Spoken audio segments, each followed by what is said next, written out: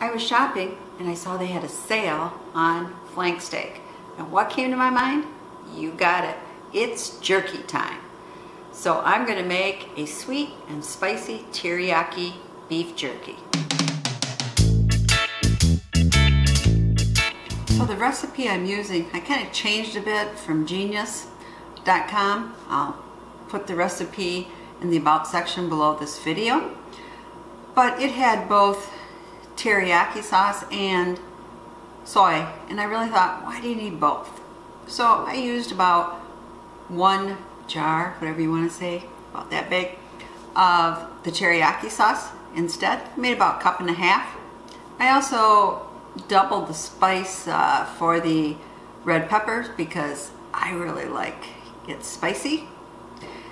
And the recipe was for 5 pounds and I only had 3 pounds of meat. So I kind of adjusted it.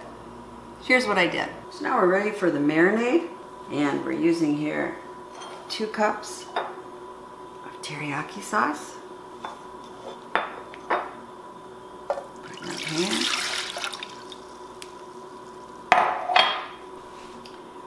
We have 3/4 cup Worcestershire sauce. Pour that in.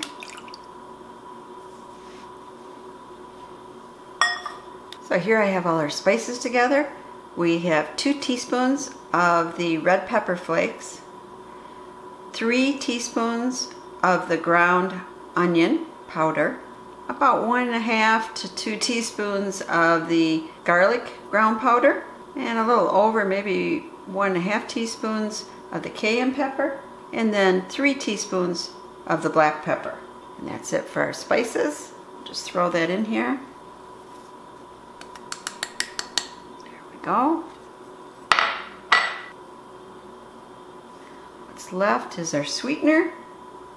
We have 3 tablespoons of brown sugar, 1 tablespoon of real pure maple syrup, and 1 teaspoon of honey. Now we're just going to mix it all in. Get out all that honey and the syrup, which is sticky.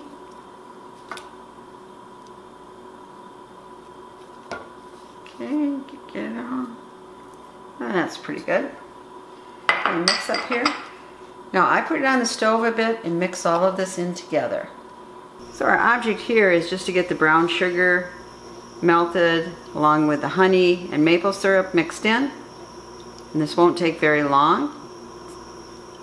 So we just want it dissolved, and then I'm going to take it off the heat and let it cool. Oops, I forgot. We also want 2 teaspoons of liquid smoke. Just give that smoky flavor. 1, 2. There we go. Now we just mix this in. When you're cutting your steak up for your jerky, it's better if it's partially frozen. This might be a little too frozen, we'll see. You want to keep even about 1/4 inch slices. You don't want to go too thick. Oh, that gets cold. Now, I am not the most even cutter. Look at that one. But anyway, do your best, and if one piece of jerky is going to take a little bit longer to actually dry out, you just leave it in your dehydrator a little longer. Be back when I'm done. Now I have all of our sliced meat in this bag. Our sauce is cooled off. Get it open here.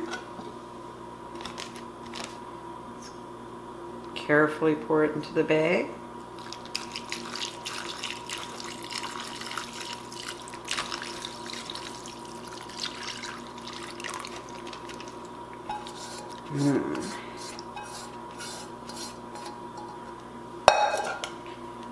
Well, I didn't do too bad. Just splattered a little. Wipe off the bag here.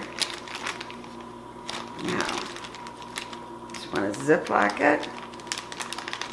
Get all the air out. And just mix it up pretty well. And for safety in your refrigerator, put it in another bowl or something in case your bag leaks. But now you just have to wait 8 hours. This is the hard part.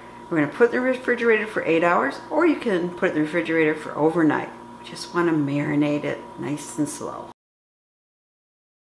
So 8 hours is up. I dumped it out of the bag. Right now we just want to drain this meat well. Gonna let it sit here for a bit, and then we're gonna pat it dry. We've drained our meat well. Let's pick it up. Some on the sheet here.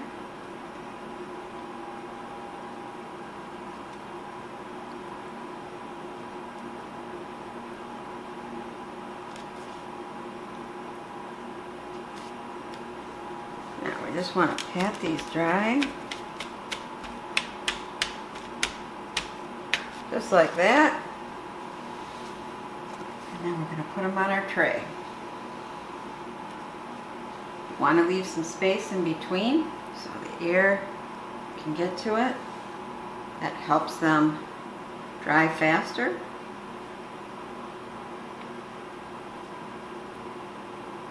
It smells so good I kind of want to take a bite right now. Not a good idea.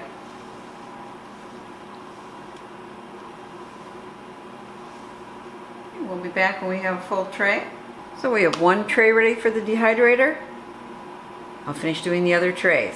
The dehydrator is behind me, and I'm putting it on all the way to the meat setting to 165. You want to have it between 160 and 165 for beef jerky. If you're making poultry jerky like chicken or turkey, definitely has to be at 165. And if you're worried about salmonella, you can put your jerky pieces in the oven and heat it till they're 165 and then put them in the dehydrator. But I usually just trust my Excalibur. But it kind of depends what kind of dehydrator you have, if it really reaches the 160 or 165 degree temperature. It's been about 8.5 hours and I think they're done now. See, dry, and you can bend them, but they don't break in two. So let them cool off just a little and then we'll do a taste test. Now when you've let your jerky cool off, you want to put it in a bag and seal it, and I put it in the refrigerator. And it will keep for a week or more in your refrigerator, but if you want to keep it longer, you can actually freeze it for 6 months. But let's be honest, how long do you think jerky really lasts? I can tell you definitely not very long in this house. Well, believe me, this jerky won't last long here.